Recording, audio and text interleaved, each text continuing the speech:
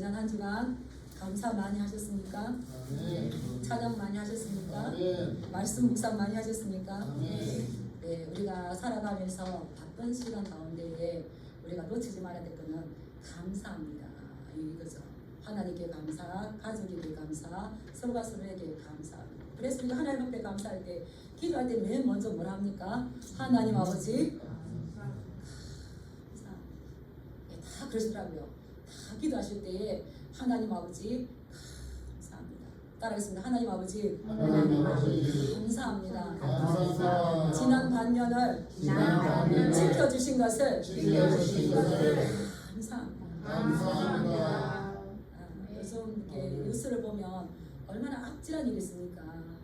그러면 얼마나 그 부모는 회개를 하고 후회를 하고 그래도 이미 일이 벌어지고 난다면 어찌할 수 없는데 우리는 타산지석으로 그런 일들을 보면서 우리 마음을 조심하면서 우리 가족들을 위해서 기도하면서 감사가 회복되는 줄 믿습니다.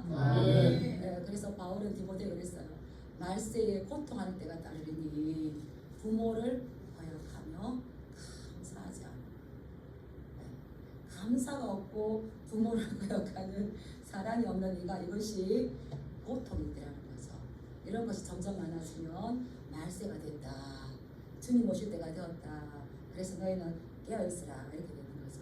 오늘 제목 한번 읽어보겠습니다. 시작. 감사를 회복시키시는 하나님. 예, 하나님 말씀을 통하여서 우리에게 무엇보다 감사를 회복시키세요. 우리 삶들 가운데에서 하나님께서는 기쁨을 주시는 것도 즐거워 찬양하게 감사하게 하시는 거고 고난을 주시는 것도 하나님을 생각하고 정말 하나님밖에 없구나 감사하게 하는 거죠. 그래서 바울은 자신이 감옥에서 많은 고난을 당하면서도 디모데전서 4장 4절의 말씀을 보면 이렇게 했잖아요. 하나님께서 지으신 모든 것이 선하다. 너희가 감사함으로 받으면 버릴 것이 없나니 하나님의 말씀과 기도로 거룩하였습니다. 하나님께서 지으시고 우리에게 또 주신 이 하루가 다 선한 줄 믿습니다. 그런데 어떨 때 이 선함을 느낄 수가 있다고요? 감사. 예, 나에게 낙심할 일이 있어도 감사하시기 바랍니다. 왜냐하면 나의 무능한 몸에서 누구에게 나갑니까? 하나님. 예, 걱정 주심을 가지고 감사하시기 바랍니다. 걱정이 없으면 룰루랄라 기도 안 해요. 근데 염려가 어떻습니까? 바짝 허리를 동이고 이렇게 하잖아요. 그게 은혜라는 거예요. 그래서 감사함으로 받으면 버릴 것이 없나니 말씀과 기도로 또 우리가 성도의 옳은 길로 갈 수 있는 줄 믿습니다. 그래서 감사가 너무너무 중요해요.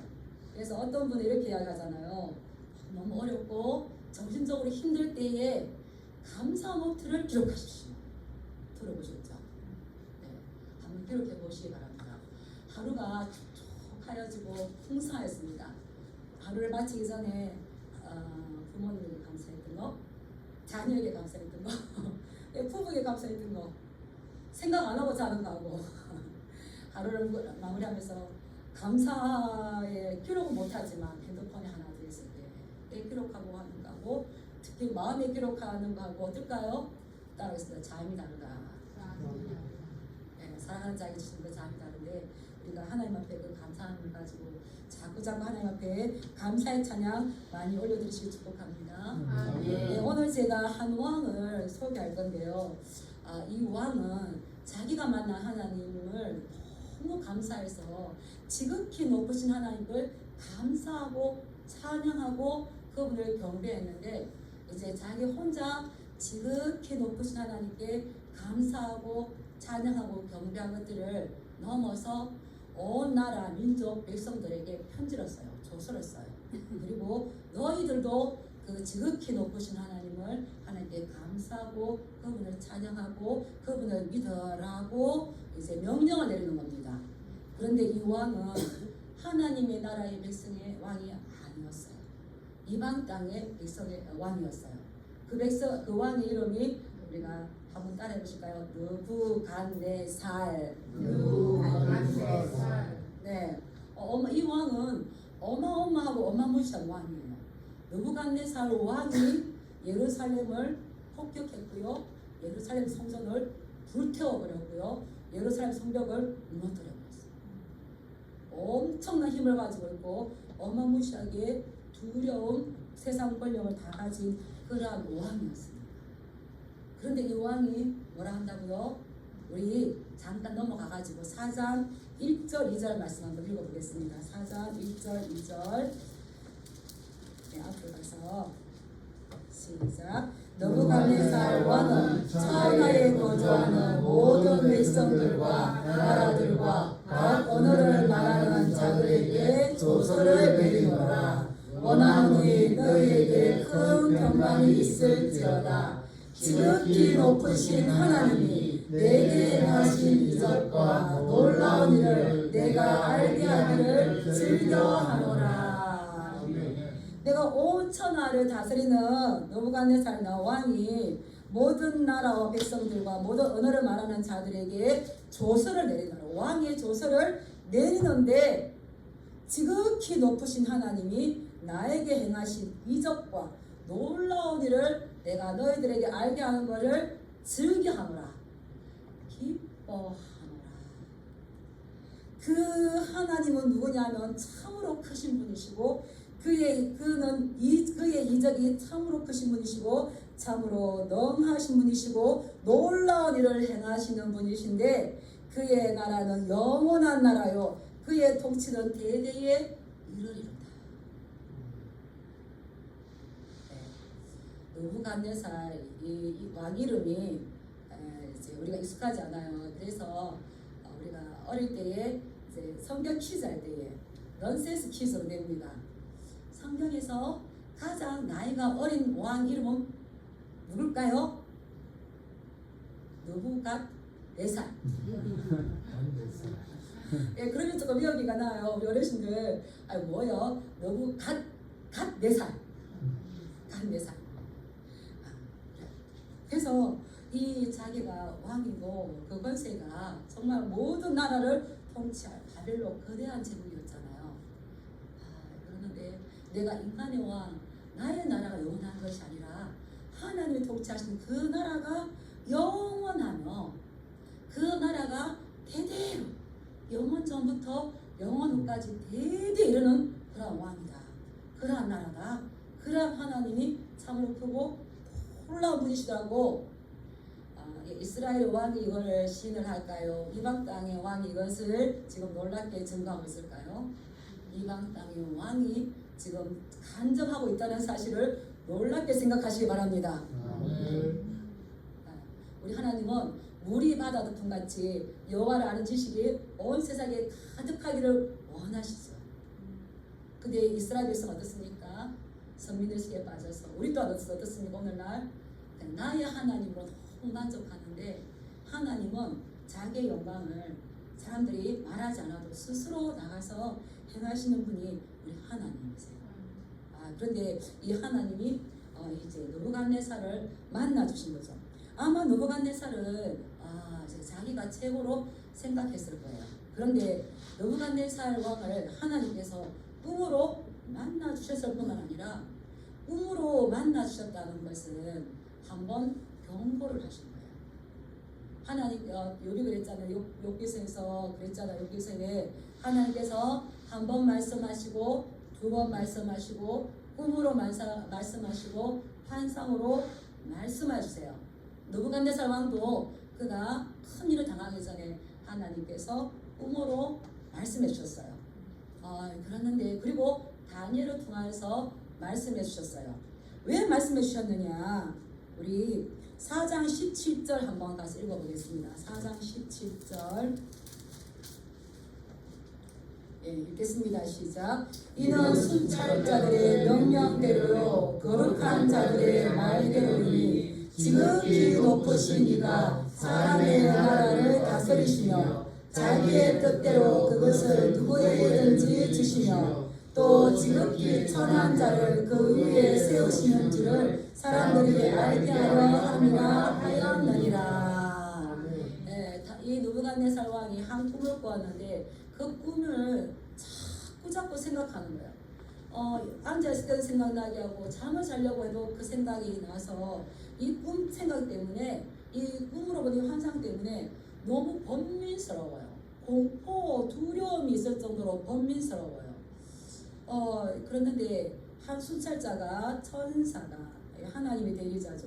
한 순찰자가 내려와서 왜 이 꿈을 너에게 보여주었나 하면 지극히 높으시니가 누굴까요? 하나님. 2절에서 지극히 높으신 하나님 이렇게 했잖아요. 4장에서 지극히 높으시니라는 말이 하나, 둘, 셋, 넷, 다섯, 여섯 계속 나와요. 여섯. 제가 조사를 보면 6번 나와요. 2절에도 나오고요. 17절에도 나오고요. 24절, 25절, 32절, 34절. 계속 지극히 높으시니. 지극히 높으시니가 누구라고요?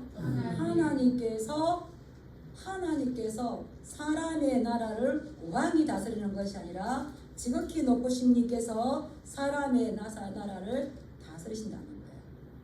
우리의 나라를 누가 다스리고 있을까요? 하나님. 대통령이 다스리고 있을까요? 근데 대통령은 하나님의 대리자죠. 지극히 높으신 이가 사람의 나라를 다스리시고 지극히 높으신 하나님께서 왕을 세우시고 대통령을 세우신 분도 누굴까요? 하나님께서. 그래서 모든 권세가 하나님으로부터 받지 않는 것이 없는데 하나님은 자기의 뜻대로 그것을 누구에게든지 주신다는 거예요.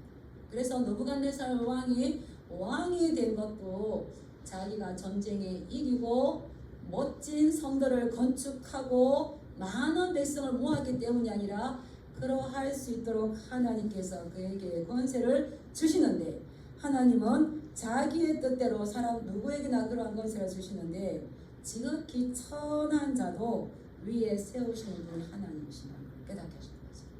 이것을 믿으십니까? 지극히 천한 자들이 왕이 된 경우들이 성경에 있죠. 대표적으로 누가 있겠습니까? 다윗. 목동이 다 있어요. 저는 한 번씩 성경을 읽다가 몰랐는데 유대인들은 하나님을 그렇게 크게 고백하지 않는데 불신자, 이방 땅 사람들이 하나님 어떤 분이신지를 정확하게 고백하는 걸 수 있어요. 그래서 하나님은 권세를 세우기도 하시고 권세를 빼앗기도 하시고 높은 자를 거름더미 앉히기도 하시고 거름더미 앉은 자들을 기적과 함께 높은 곳에 앉히게 하시는 분인 줄 믿습니다. 이게 하나의 기도잖아요. 이것을 알게 하기 위해서 느부갓네살에게 이 꿈을 꾸게 하셨다고 했었어요. 그래서 이 왕이 해야 될 일이 있는 거죠. 우리 참고 말씀 넣었으니까 하나님께서 왕을 세울 때에는 왕이 통치자가 아니라 왕은 하나님의 일들을 대신하는 대리직무자입니다. 그래서 왕이 해야 될 것은 뭐냐 하면 솔로몬의 시거든요. 72편은 왕이 어떤 일을 해야 되냐. 우리 같이 한번 읽어보겠습니다. 시작. 그가 주의 백성을 공의로 재판하며 주의 가난한 자를 정의로 재판하리니 그가 가난한 백성의 억울함을 풀어주며 궁핍한 자의 자손을 구원하며 압박하는 자를 꺾으리로다. 아멘. 이 하나님이 세운 그 왕은 백성들을 뭐 돈을 많이 주고 어떤 뒷거래를 해서 재판하는 것이 아니라 공의로 재판하여서 가난한 자들이 억울함을 당하지 않도록 재판해야 됩니다. 그래서 이 공의로 재판하는 게 뭐냐면 가난한 백성의 억울함을 풀어줘야 됩니다. 궁핍한 자의 이 재판장이 공정하지 못하면 우리 잘 봐줘, 나 권력 있어, 뒷돈 주면은 가난한 자, 궁핍한 자는 계속 죄인 될 수밖에 없는 거죠. 그래서 궁핍한 자의 자손을 구원할 뿐만 아니라 그를 괴롭히는 압박한 자를 그의 힘을 꺾어주는 거죠. 그래서 왕이 해야 할 것, 가난한 백성의 억울함을 풀어주며, 그런데 이스라엘은 그러하지를 못했어요. 왕이 그러하지를 못했고 귀족이 그러하지를 못했고 백성이 이러하지를 못했습니다. 그래서 결국은 남유다는 어떻게 됐습니까? 심판을 받았는데 바벨론에게 끌려갔어요. 하나님의 백성은 하나님의 말씀대로 살아야 돼요. 믿으십니까? 이 말씀 묵상이 얼마나 중요한지 몰라요. 하나님의 백성은 하나님의 말씀대로 살아야 되는데 말씀대로 살지 못하면 이걸 범죄라고 그러죠. 죄는 반드시 대가가 있는 줄 믿습니다. 죄에는 고통이 따를 것이 명령했어요. 죄에는 형벌이 있을 것이 명령했었어요. 우리는 뭐 죄를 지어도 지금 당장 일어나지 않으니까 담대하게 죄를 짓는데 출애굽께서 말했잖아요. 하나님이 따라서 죄는 형벌이 따를 것이며 그 형벌이 뭡니까? 죽음이잖아요. 죄의 삭선 사망이기 때문에. 그래서 이스라엘 백성들이 하나님의 말씀 듣지 않으면 심판을 하세요. 심판을 어떻게 하냐면 이웃 나라를 들어서 이 나라를 치는 거예요. 전쟁을 통하여 포로로 확 끌려가게 해요. 그래서 이웃 나라를 들어서 유다 백성을 또 남유다 북이스라엘 치게 하는데 하나님께서 도구를 이웃 나라의 힘 있는 왕들을 사용하십니다.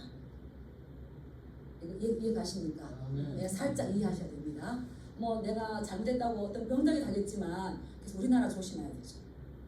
이웃 나라들을 털어가죠. 예, 그리고 공의로 재판하고 백성의 억울함을 풀어주는 왕이 대통령에 대해서 우리 기도해야 되겠죠. 그게 하나님 세운 거니까. 근데 하나님이 세운 역할을 하지 않으면 뒤에가 힘들어지는 거죠. 그래서 이웃 나라를 들어서 힘 있는 나라를 들어서 유다를 이제 심판하시고 그러는데 그래서 이 느부갓네살 이 왕을 하나님께서는 나의 종 느부갓네살이라고 합니다. 그것이 어디에 나오냐면 예레미야 선지자가 많이 기록했어요. 예레미야 25장 9절에 보면 내 종 바벨론의 왕 느부갓네살을 불러다가 이 땅과 그 주민과 사방 모든 나라를 쳐서 진멸하여 그들을 놀램과 묘성거리가 되게 하며 내 종 바벨론의 왕 느부갓네살 왕을 불러다가 남유다를 심판하여서 놀램과 뷰승거리가 되게 할 것이다 라고. 그래서 정신을 차리고 하나님의 말씀으로 돌아오라 슈보해라 라고 했지만 이스라엘 백성들은 왕도 미쳤고 제사장도 미쳤고 백성들도 미쳤다고 했어요. 그래서 하나님의 말씀을 듣는 둥 마는 둥이에요. 그래서 이 선지자의 말을 들었을까요? 듣지 않았을까요? 듣지 않고 오히려 예레미야를 가둬버리고 죽이려고 하고 웅덩이에 가둬버렸죠. 그런데 하나님께서 드디어 날이 돼서 이 느부갓네살 왕을 통하여서 심판을 하였는데, 그런데 심판의 도구로 쓰지만 심판의 도구로 쓰신 분이 누굽니까? 하나님. 너희가 어떻게 도끼 자루를 내가 썼는데 도끼 자루가 이 일을 했다고 하겠느냐. 근데 느부갓네살 왕은 이 모든 일을 내가 했다라고 교만하면 그때 하나님 어떻게 하십니까? 그 도구로 썼던 바벨론 왕 느부갓네살 왕도 심판하시는데 오늘 이제 엄한 것이죠. 이 꿈을 꾸었는데 꿈의 내용은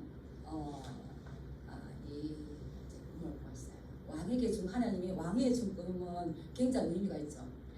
10절부터 그 꿈의 이야기가 나오는데 꿈은 이 느부갓네살 왕이 꿈을 꾸니까 땅 중앙에 한 나무가 있어요. 그 나무가 경배에서 매우 높아졌습니다. 그러니까 이 땅에 이 나무가 얼마나 높은지 하늘까지 치솟았기에 땅 끝에서도 이 나무가 보이는 거예요. 근데 이 나무는 잎사귀가 아름답고 열매가 많고 만민의 먹을 것이 거기서 나오고 들짐승이 그 나무 아래에서 쉬고 공중의 새들이 그 가지에 깃들이면서 육체에 먹을 모든 것들이 이 하늘에까지 치솟은 이 나무에 땅 중앙에 있는 이 나무에서 나는 겁니다. 얼마나 좋아요. 그런데 한 순찰자가 나와서 하늘에서 내려와서 이 나무를 베버리고 이 나무 가지를 잘라버려서 열매를 흩어버리고 짐승들을 도망가게 하고 새들도 그 가지에서 쫓아버려요. 네, 나무를 잘라버리고 다 거기에서 생명 얻는 것들 다 쫓아버려요. 이 말은 이제 심판한다는 거예요. 심판할 때에 짐승들, 새들 다 쫓아버리고 이 나무를 자라는 건데, 그런데 그게 나무에 한 그루터기는 남겨두라는 거죠. 다 베지만 그루터기를 남겨둬서 그루터기가 있으면 뒤에 어떻게 됩니까? 시간이 지나고 나면 자라죠.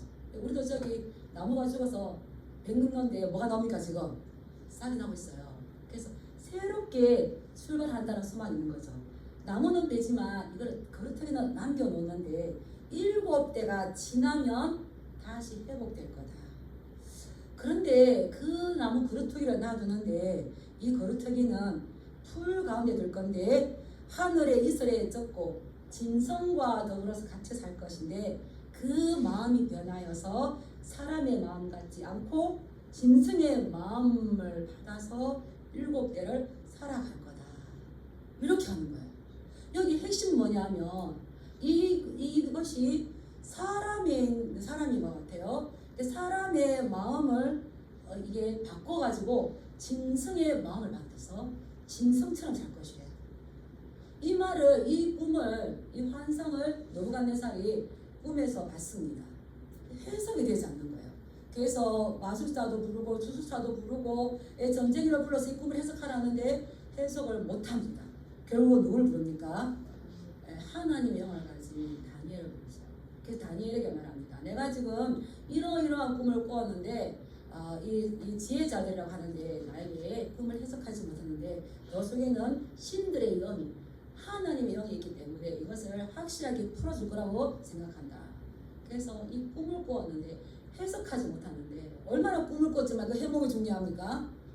못하는데 너는 확실하니까 나에게 이 꿈에 대해서 해석해 나오라면서 꿈꾼 것을 다 이야기했어요. 그런데 다니엘이 그 꿈의 이야기를 듣더니만 너무 이제 두려워하는 거예요. 두려워하면서 말을 하지 못하니까 이 왕이 그러죠. 이 꿈에 대해서 너무 고민하지 말아라. 이 꿈 때문에 고민하지 말고 아마 이 왕도 그 꿈에 대해서 약간의 좋지 않은 느낌은 있었을 거예요. 다니엘이 바로 말하지 못하니까 그 꿈에 대해서는 고민하지 말고 그냥 그 꿈에 대해서만 이야기를 해라. 이렇게 하니까 이 다니엘이 아주 지혜롭게 말을 합니다. 우리 19절 한번 읽어볼까요? 생기체가 넘기시는 19절 한번 읽어보겠습니다. 시작. 벨드사살이라 일어난 다니엘이 한동안 놀라며 마음으로 고민하는지라 왕이 그에게 말하여 이르기를 벨드사살아 너는 이 꿈과 그 해석으로 말미암아 범민할 것이 아니니라. 벨드사살이 대답하여 이르되 내 주여 그 꿈은 왕을 미워하는 자에게 응하며 그 해석은 왕의 대적에게 응하기를 원하나이다. 아멘. 이 꿈에 대해서 벨드사살이 너무 두려운데 자기가 잘못 말하면 자기 생명까지도 위협받을 수 있는데 느부갓네살 왕이 걱정하지 말고 그 꿈에 대해서 이야기해라 했을 때에 이 다니엘이 지혜롭게 말하죠. 이 꿈은 왕을 미워하는 자에게 가고 왕의 대적에게 이것이 가기를 원합니다. 이거는 왕의 꿈입니다 하지 않고 이 왕의 꿈이 왕의 대적들에게 왕을 미워하는 자에게 가기를 원합니다 라고 이제 이야기를 하고 그 꿈에 해석을 하는 거예요. 그 꿈은 이렇습니다. 왕이시여 그 꿈은 이렇습니다. 하늘까지 높게 치솟은 이 나무는 곧 왕이십니다. 이 왕의 나무가 경과에서 창대해지고 하늘까지 닿아서 그 권세가 땅끝까지 미쳤는데 한순찰자 하늘에서 내려온 한순찰자가 그 나무를 내버리라고 했습니다. 우리의 모든 것들을 삼키는 천사가 있습니다. 여기는 그거를 뭐라 그랬습니까? 순찰자, 거룩한 자. 그래서 악인은 한 순찰자가 있음을 보고 악을 조심해야 되고 연약한 자는 우리를 지키시는 우리의 천사가 있다는 걸 보고 힘을 얻는 거죠. 순찰자가 뭐겠습니까? 따라합니다. 감시자가 있다. 우리가 어디서 뭘 했는지 우리 거짓말하지만 우리를 감시합니다. 뭐가 감시할까요? CCTV가. 또 뭐가 우리를 감시할까요? 핸드폰이. 어디서 뭘 하고 어디로 가고 다 나와요. 그런데 이 땅에는 해 아래 새 것이 없는 줄 믿습니다. 이게 어디서 나왔을까요? 이미 하늘나라에 있는 걸 가져왔어요. 그래서 우리가 나중에 하나님 나 안 그랬는데요 말할 수 없어요. 감찰자, 수찰자가 다 기록한 것들을 다 가져와 봐라 하면 있는 거죠. 이 큰 나무는 왕이신데 그 나무를 베어버리고 이제 그 거루터기가 하늘에 이슬에 ጭ고 짐승과 더불어 살게 할 건데 이것이 7대 동안 지날 것입니다. 그래서 하는 왕이 지극히 높으신 이가 일을 한다는 것들을 깨달았을 때에 하나님께서 당신을 회복시키실 겁니다. 또 말하는 거예요.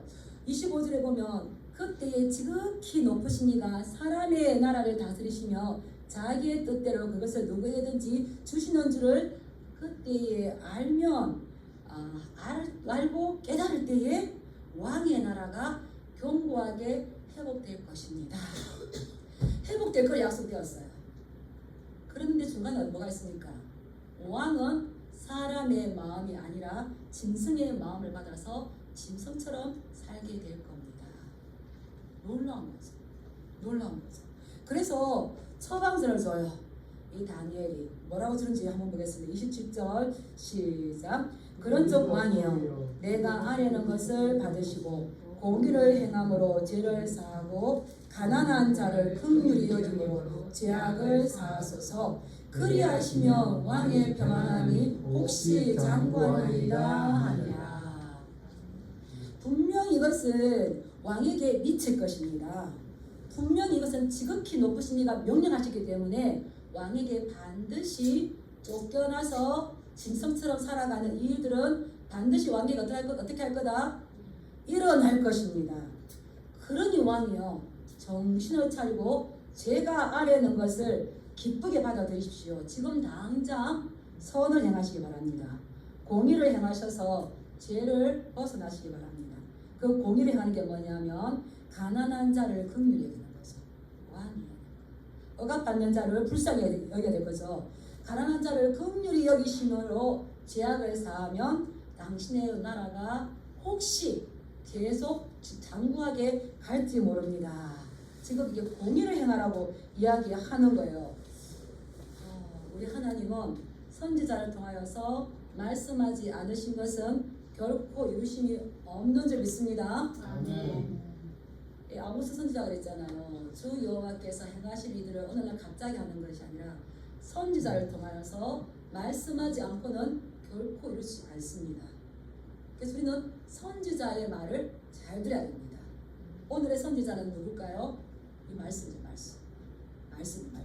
선지자의 말씀입니다. 이 말씀을 잘 보면은 성령님께서 우리의 죄가 생각나게 하고 말씀이 기억나게 해서 우리를 옳은 길로 인도해 준 줄 믿습니다. 이렇게 당신의 삶을 달라진 행동, 달라진 왕의 삶이 되면 혹시 하나님께서 당신의 나라를 장구하게 하실 줄 모릅니다.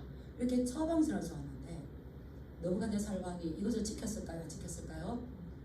안 지켰어요. 예, 우리 28절 29절 말씀 한번 읽어보겠습니다. 시작. 이 모든 일이 다 나 느부갓네살 왕에게 임하였느니라. 12달이 지난 후에 내가 바벨론 왕궁 지붕 위에 거닐세. 그런데 이렇게 말했는데도 그 하나님께서 꿈으로 환상으로 보여준 이들이 다 생겼는데 왜 이 일이 자기에게 이루어졌는지 느부갓네살이 그거를 고백을 해요. 12달이 지난 후에 이제 왕궁 지붕을 이렇게 거닐었어요. 평안할 때에 다윗도 왕궁 지붕을 거니다가 밧세바를 범했잖아요. 평안할 때 높은 위치에 있을 때 조심하라는 거죠. 예. 이 왕궁 지붕을 지날 때에 이 바벨론에 자기가 거대한 제국을 만들고 성벽을 한 층, 두 층, 세 층 급격하게 쌓아놓고 막 멋진 하늘 정원을 만들어 놓고 그리고 아래를 다 내다보니까 이 하늘로 치솟은 나무처럼 마음이 편해집니다. 혹시나 다니엘의 경고를 들었을 때에 한 달, 두 달은 조심했겠죠. 근데 석 달, 반년 지나니까 일이 납니까? 안 납니까? 안 나서 옛날의 마음으로 탱 돌아갔어요. 그래서 30절의 말씀 보면 이럽니다. 나 느부갓네살 왕이 말하여 이르되 이 큰 바벨론은 내가 능력과 건세로 건설하여 나의 도성으로 삼고 이것은 내 위엄의 영광을 나타낸 것이 아니냐 하였더니 바벨론 성이 굉장히 넓은데 제가 그거를 하나하나 보다가 얼마나 겹겹이 이 왕궁을 성벽으로 둘러쌌는지 아무도 못 들어오게. 예, 두 겹으로 이렇게. 근데 제가 보니까 자료가 조금씩 다르더라고요. 얼마나 심했냐면 예를 들어서 자기 왕궁이 엄청나게 큰데 그게 아무도 못 쳐들어오게 방어벽을 8개를 친 거예요. 그 방어벽 성벽이 7m, 8m가 될 정도로. 그리고 아내를 위해서 하늘 정원을 만들었어요. 그런데 그렇게 하기까지 누가 그걸 만들었을까요? 포로들, 이런 약한 자들. 우리가 피라미드, 뭐 만리장성 누가 쌓았을까요? 포로들, 약하들. 임금 줬을까요? 무임금으로 노동력을 착취하면서 우리가 아잖아. 애국에 살 때 채찍을 때리죠. 죽으면 죽는 거고. 그러니까 가난한 백성들을 국민에게 이제 그렇게 하지 마시고 가난한 자들을 국민이라고 여기십시오 했는데 자기가 지금 이 엄청난 넘어가는 사람 몇 명 안 되는 왕을 엄청난 건축자예요. 다 건축하고 보니까 얼마나 그 마음이 막 올라갔는지 큰 발언은 내가 나의 능력과 건세로 내가 건설한 나의 도성이고 내 위엄과 영광을 나타낸 것이 아니냐 후문이 정정한다 없어요. 그런데 하나님은 한 번 말씀하시고 이루실 줄 믿습니다. 우리 31절 볼까요? 시작. 이 말이 아직도 나 왕에 있을 때에 하늘에서 소리가 내려오되 느부갓네살 왕아 내가 말하노니 내게 말하니 나라의 왕이가 내게서 떠났느니라. 이렇게 지금 너무 좋아가지고 혼자서 이렇게 말을 하고 있을 때 그 왕의 말이 끝나기도 전에 하늘에서 하나님의 음성이 들렸다는 거예요. 느부갓네살 왕아 네게 말하노니 너의 나라의 왕이가 내게서 빼앗겼느니라. 떠났느니라. 그래서 이제 그 꿈이 이제 사람의 나라에서 쫓겨나서 들짐승처럼 살면서 하늘의 이슬을 받으면서 짐승것처럼 살아가는 거죠. 이게 오늘날로 말하면 뭘까요? 정신이죠. 우리가 하나님을 섬길 때 하나님을 기뻐하시고 감사하시고 올바르게 섬기시길 축복합니다. 근데 저는 제가 여기 오기 전에는 이걸 잘 이해를 못했어요. 이 말씀을. 그런데 우리 신양교회 특성사 이런 분들이 계셨기 때문에 이게 있었어요. 하늘에 이슬을 맞으면서 살고요. 짐승처럼. 우리가 하나님께서 우리에게 주신 거 그리고 우리가 온전한 정신 주신 거 얼마나 감사한지 그것을 잘 붙들어 가시기 바랍니다. 그래서 네가 사람에게 쫓겨나서 들짐승과 함께 살면서 소처럼 풀을 먹을 것이요. 32절입니다. 이와 같이 7대를 지나서 네가 지극히 높으신 하나님이 사람의 나라를 다스리시고 하나님이 자기의 뜻대로 그 왕위를 누구에게든지 주시는 줄 깨달을 때 알기까지 너는 7대를 지날 것이다. 바로 그때에 정신질환이 와서 이 왕은 궁전에서 쫓겨나서 사람이 아니라 짐승의 마음을 받아서 짐승처럼 살게 됩니다. 하나님께서 우리에게 말씀하시고 깨닫게 하시고 하나님은 특별히 예레미야에서 내 종 바빌론 왕 느부갓네살 왕 우리는 성경을 띄엄띄엄 읽고요. 읽다가 아니다 하기 때문에 하나님께서 한번 말씀하시는 게 어떻게 이루어지는지 말씀하신 것과 그 결과를 잘 몰라요. 근데 저는 신학교에서 계속 성경 읽었다고 그랬잖아요. 이렇게 시간 지나고 보면 분명하게 그 말씀을 찾으세요. 따라합시다. 하나님은 말씀을 주시고 말씀을 찾으신다. 하나님은 주시고 결산하신다. 말씀을 주시고 12개월이라는 12달이라는 회개할 수 있는 돌이킬 수 있는 시간을 주셨어요. 은혜의 기간을 줬어요. 이때를 잘 살아가야 돼요. 근데 안 일어나거든. 그 꿈이 안 일어나거든. 근데 따라서 하나님은 보적같이 솔로몬이 그랬잖아요. 전도서에서 하나님이 우리의 앞길을 막아놓으셨어요. 하나님처럼 되면 알겠지. 근데 하나님보다 낮게 만드셔서 우리를 앞길을 막아놓으셨어요. 그래서 우리가 어떻게 되는 겁니까? 이 길을 갈 때에 말씀이 등불을 들고 내 발에 등불이요 내 귀에 비친 말씀 등불을 들고 심하게 가야 됩니다. 이게 이제 이루어진 거예요.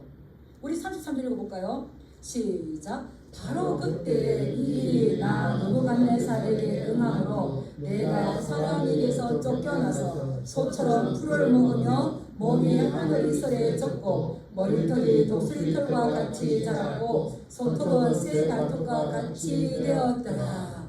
이제는 말씀하실 때 바로 이것이 즉시적으로 일어나서 쫓겨나게 되는 겁니다.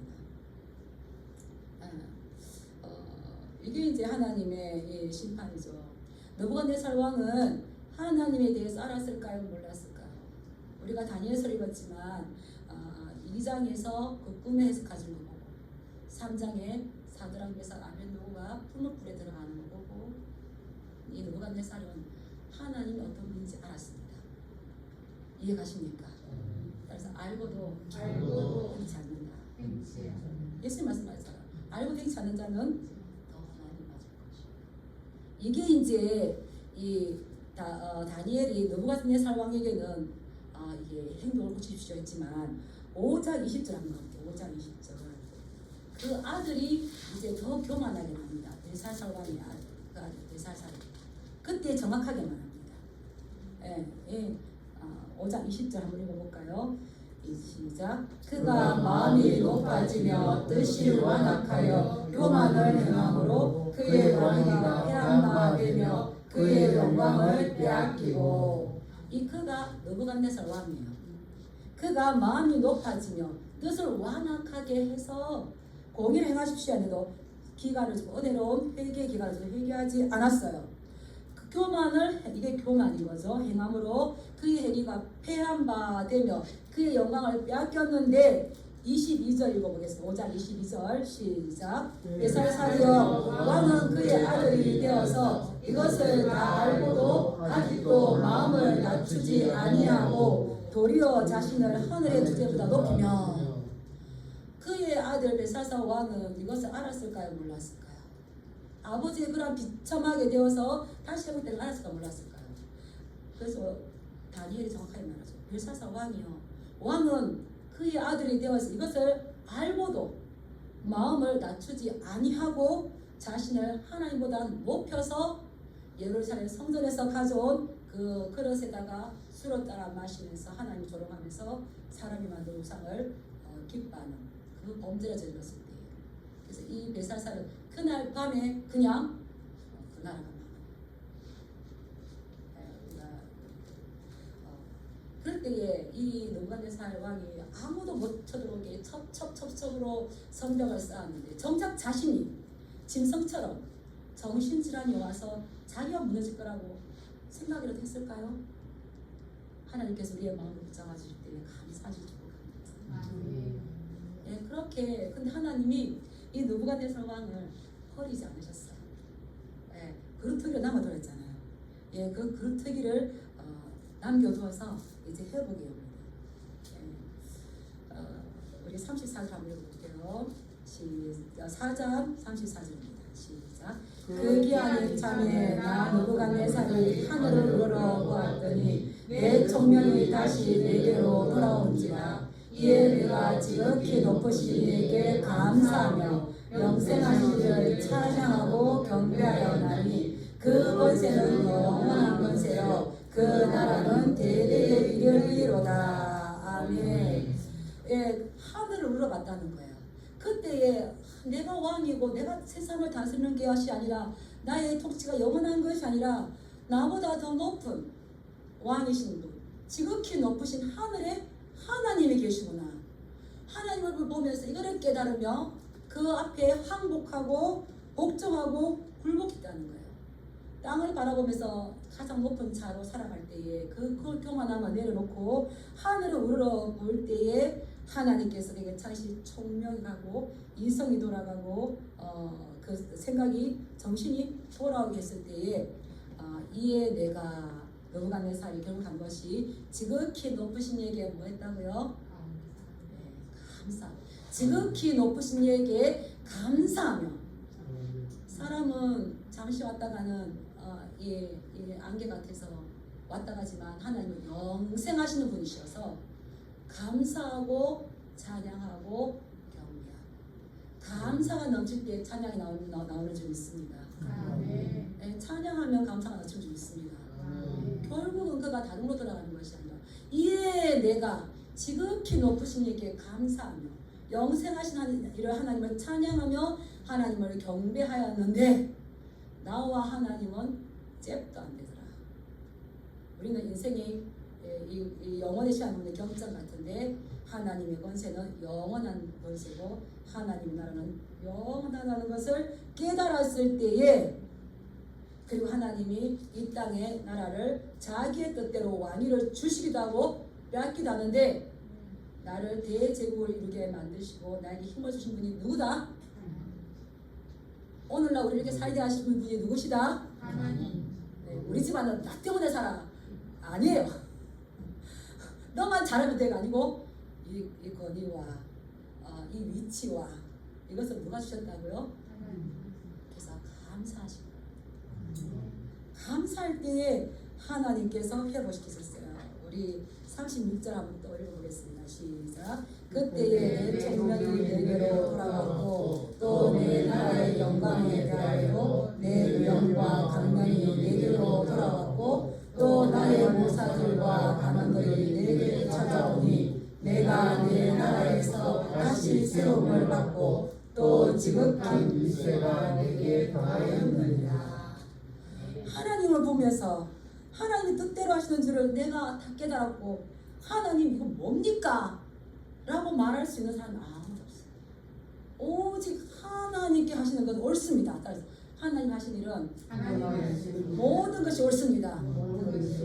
하나님은 모든 것이 선하십니다. 그렇게 할 때에 총명이 돌아왔고 내 나라의 영광도 내 위엄과 강명이 나에게로 돌아왔고 신하들과 간원들도 나를 찾아왔고 내 나라에 다시 왕위가 회복되어서 지극한 위세가 나에게 되었다는 거죠. 우선순위가 완전하게 바뀌었다는 거죠. 그래서 결론은 뭡니까? 따라하겠습니다. 교만하게 행하는 자를 하나님이 낮추신다. 교만한 자가 누구였습니까? 느부갓네살 장자죠. 이것을 내가 겪고 온 나라와 민족과 너들에게 조서를 내려서 그 하나님에 대해 이야기하는 것을 내가 즐겨하노라 기뻐하노라가 1~2절. 그래서 이 글을 편지를 쓴 이유가 뭡니까? 왕위에 지극히 높으신 하나님께서 온 백성들이 다 알아는 거죠. 하나님께서 아무도 버리지 않으세요. 느부갓네살 왕도 마치 부모가 자기 어린 아이를 사랑하여 훈육하는 것처럼 아주 극단적인 방법으로 훈육했을 때에 이방의 왕이 지금 돌아온 거죠. 우리는 이제 바울이 돌아온 걸 알지만 성경을 구체적으로 안 읽으니까 이 왕이 느부갓네살 왕. 걔는 보면 나의 종 고레스가 남자. 이 땅의 모든 권세들도 하나님께 세운 줄 믿습니다. 예, 그래서 히브리서 기자는 12장 8절에 이렇게 말했습니다. 징계는 다 받는 것이거늘 너희에게 없으면 사생하여 친아들이 아니니라. 무릇 징계가 당시에는 즐거워 보이지 않고 슬퍼 보이나 후에는 그로 인하여서 연단 받은 자들은 의와 평강의 열매를 맺는다. 예. 이 느부갓네살이 징계를 받을 때에 실망하거나 낙심하지 않게 하고 하늘의 하나님을 바라보면서 나는 피조물입니다. 하나님은 나의 창조주십니다. 위치를 정확하게 갔을 때에 하나님께서 그의 권세와 위세가 다시 회복되게 했습니다. 그래서 내가 했던 거, 내 능력으로 했던 거, 내 위험하면서 막 30절에 내가 했던 것들이 34절에 보면 내가 지극히 높으신 이에게 감사하며 그분을 찬양하며 경배하며 말이 달라진 줄 믿습니다. 우리 언어가 달라진 줄 믿습니다. 네, 하나님께서는 우리에게 그래서 감사를 회복하시고 그 감사 회복 때에 바벨론의 포로로 보냈던 유다 백성들이 또 다시 등극되어지고 그들이 하나님 인정하는 백성으로 다시 편안하게 그 바벨론에서 살 수 있도록 왕을 변화시키신 하나님께서 우리는 얼마나 다스리겠습니까? 우리도 하나님과의 모든 관계 가운데 교만한 자가 아니라 겸손한 자가 되어서 주님과 더욱더 친밀하게 뿐만 아니라 세계 열방 가운데 주님의 나라가 임하기를 위해서 간절히 기도하는 저와 여러분들 되시기 주님 여러분 축복합니다. 네, 기도하겠습니다. 우리에게는 하나님 이